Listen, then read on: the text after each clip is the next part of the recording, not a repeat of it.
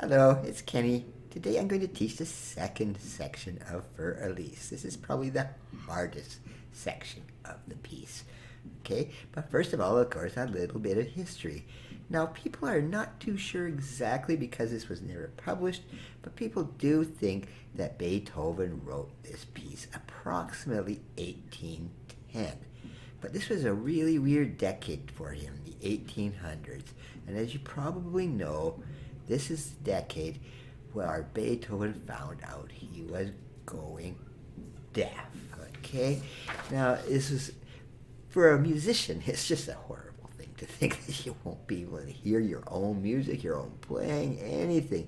But he went in 1802 to this little town. I've been to this place. It's called Heiligenstadt. At the time, it was just a little town outside of Vienna. Now it's a suburb of Vienna. It's part of Vienna. But he was living in this place when he wrote this very, very famous document.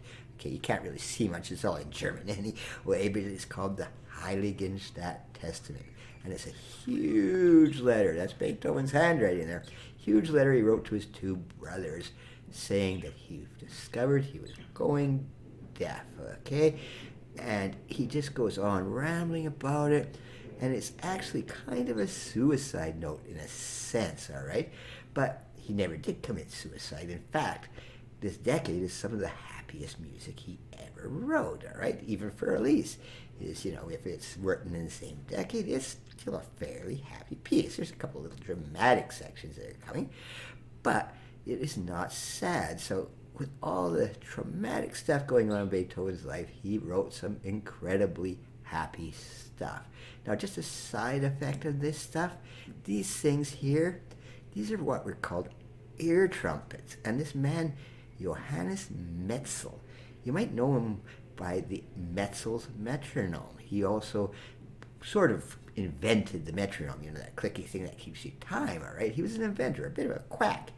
He also invented this chess playing machine, which actually just had a little guy hidden inside it. All right, so it's a bit strange. But he made these things for Beethoven, hoping that Beethoven would be able to hear a bit more. You'd stick one end in the ear, and people would talk right into the other end, okay? They're kind of like today's hearing aids, but today's hearing aids are really amplifiers. These are just little horn things. So whether they really worked, I'm not too sure. But anyway, Metzel made these things for Beethoven, all right? But anyway, on to the lesson. He wrote this when he was going deaf. He wasn't 100% deaf yet. It was a gradual process, but he wrote this thing when he was mentally very disturbed, but he was still writing happy music. Now, the second section of the piece actually changes key briefly, all right? We were in A minor here, all right, and we just ended like this.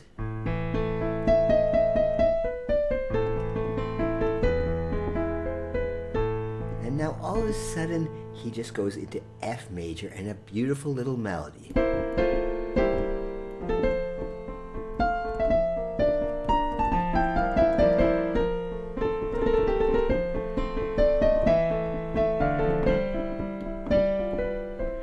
Now that's about as classical a melody as you're going to hear, all right?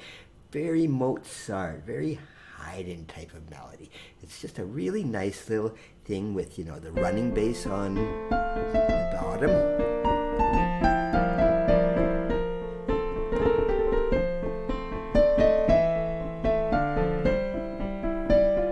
That's not too hard at all. There's only a few little things I want to mention here, and it's this kind of thing, okay? You'll notice changing into F, all of a sudden you've got that B flat there, which is in the key of F, all right? Instead of A minor, we are in F major. It gets happier. All right, now right here is something I haven't mentioned yet. These are called grace notes. You see, they're written really tiny, little tiny, an F and an A there, and you don't play them. Okay, it just means playing ooh, just like that. All right, doesn't change the time signature at all, or doesn't change anything other than you just want to. It's very graceful. It just sounds so nice.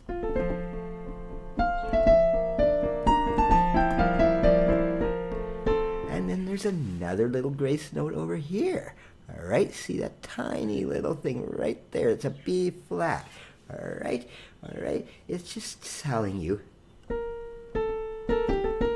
All right, it's almost crunch. It's just very quickly. All right, just makes it very elegant.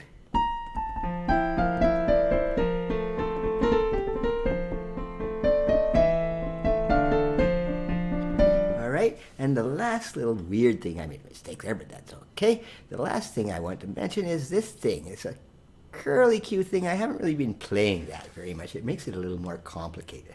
That's what's called a turn. So here, all right, okay, instead of saying, a turn just means wrap around that note. Okay, up around it. It just turns around it, okay? Yes, that's why it's called a turn. So if you want to play that, it's just make it really slowly. Practice it slowly because it's hard to get it in there. All right, it can be done. You can admit it if you want. But it is just like a grace note. It is very elegant and it's very classical. Now here's the section of the piece that still gives me problems to this day. It gives me fits, even though I've played this hundreds of times.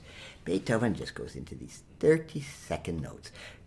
They look like they're going fast, and it's because they are going fast. Now it sounds something like this.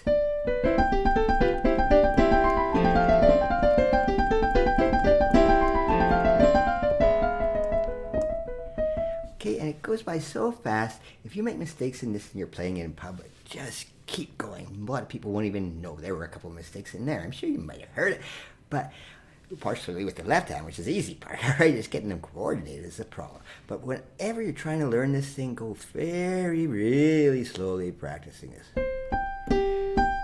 There's a melody there in your thumb. Try to draw that melody out.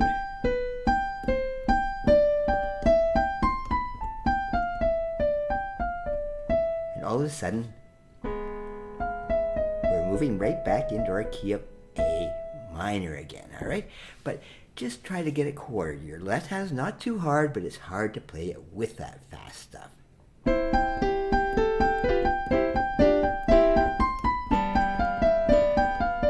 I made a mistake.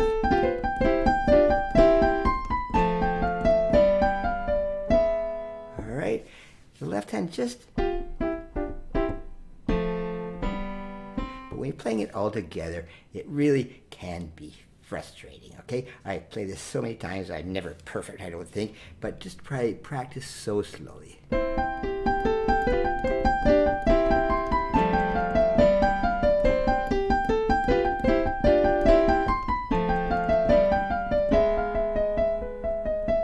right, and then once you're confident about it, just go as fast as you want. And remember when I taught the first lesson, I said, don't take the first melody too fast because of the second you get to this thing. If you went, you'd never be able to play this.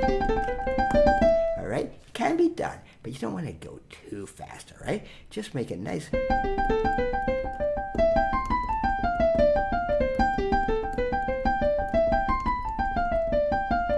And that is the hardest part of the piece to get through.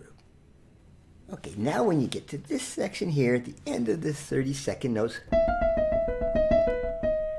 all right, you take a deep breath because that hard stuff is done, all right? And then it just slows down a bit. And then Beethoven just gets, and here we are again.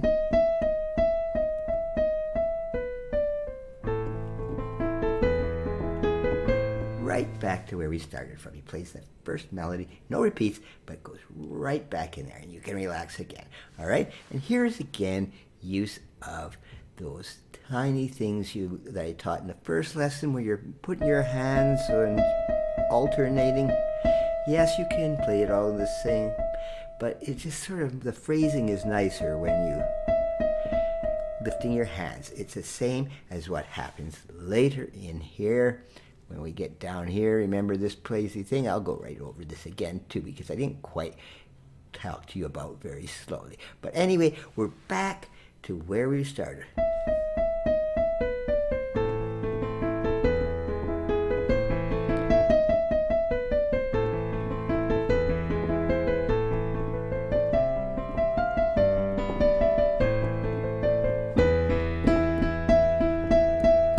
that's what I wanted to talk to you again about. It's just bouncing. You're all E's, and you're using both hands. All right? Okay, just have fun with that part, and then you go right back. All right? That's the hard part of that main melody, is just making sure you get... Don't get too confused in there, because sometimes I actually add an extra one or two of those, no one will notice, all right? But just play that nice melody again. It's now time to be nice and peaceful after that really crazy 30-second note passage in the middle. So again, this melody just repeats itself.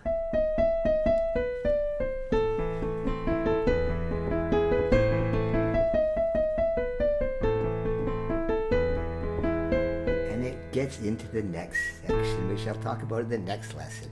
It is not nearly as hard as the second section, but it is the most dramatic part of the piece.